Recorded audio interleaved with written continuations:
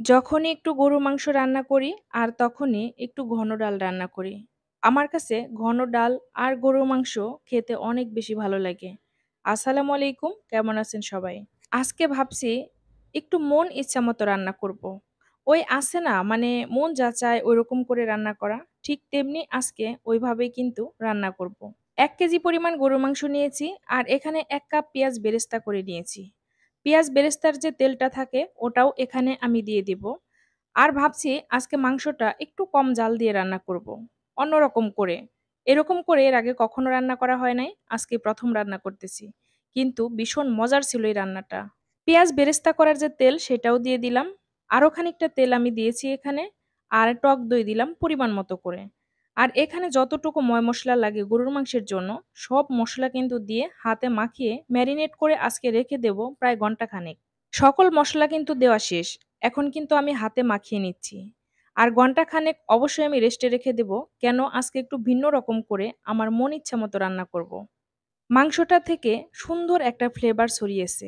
যাই হোক, এখন এখানে গরুর মাংসের সাথে আমার আবার ঘন ডাল না হলে চলে না।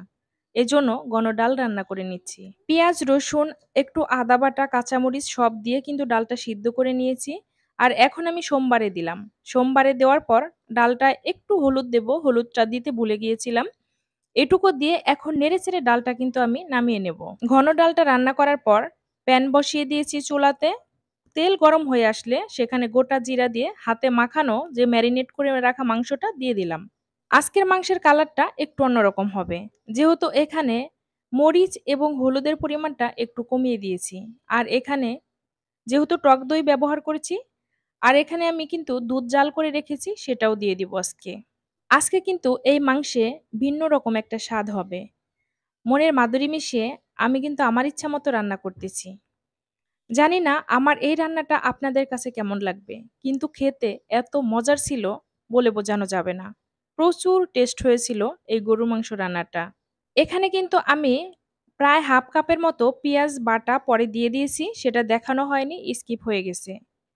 এই যে এখন কিন্তু গরম করে যে দুধটা রেখে দিয়েছিলাম সেটা কিন্তু দিয়ে দিলাম। মাংসটা 85% সিদ্ধ হওয়ার পরেই কিন্তু জাল করে রাখা দুধটা দিয়ে দিছি। আর খানিকটা রান্না করলে কিন্তু মাংসটা রান্না হয়ে যাবে। আর এখন এখানে আমি কয়েকটা কাঁচামরিচ একটু আধা ভাঙ্গা করে দিয়ে দিলাম। জাস্ট ফ্লেভারটা যেন মাংসের ভিতরে ছড়িয়ে যায়। তাহলে অনেক ভালো লাগবে খেতে। আর যেহেতু টক দই দিয়েছিলাম, এইজন্য ব্যালেন্সটা ঠিক করার জন্য সামান্য একটু চিনি কিন্তু আমি দিয়ে দিয়েছি। সেটাও স্কিপ হয়ে গেছে বাট বলে দিলাম। একটু চিনি দেয়াতে মাংসটা তাড়াতাড়ি সিদ্ধও হয়ে যাবে আর খেতেও কিন্তু অনেক ভালো লাগবে।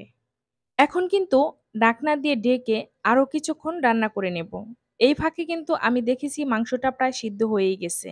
এই যে গরুর মাংসের ফাইনাল লুকটা চলে আসছে, দেখেন আমার রান্নাটা কমপ্লিট। একেবারে কড়াই ধরেই কিন্তু ডাইনিং টেবিলে নিয়ে গেছি। ভাবছি গরম, গরম এখান থেকেই খাওয়া শুরু করে দেব সবাই মিলে। আমার এই গরুর মাংস রান্নাটা প্রায়ই কিন্তু গরুর মাংসের যে বিফ রেজালাটা থাকে, সেম একই প্রায়। ঐরকমই খেতে কিন্তু হয়েছিল, বাট কিছু, কিছু মসলা এখানে কম বেশি হবে আরকি।